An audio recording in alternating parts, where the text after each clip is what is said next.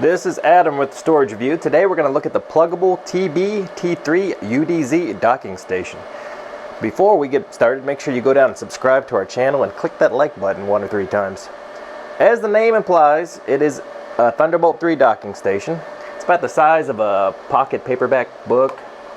The front of the device has a glossy sheen, which it looks kind of nice sitting on a desk. It's a little disadvantage to us because it's got thumbprints all over it, but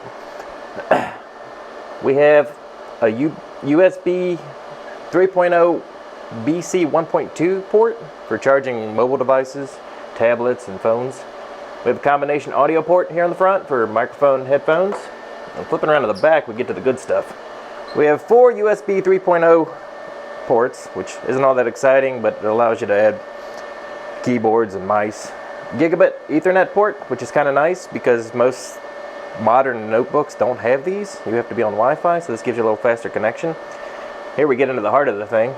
15-watt USB-C or Thunderbolt 3 port and a 60-watt, which is great for charging your device.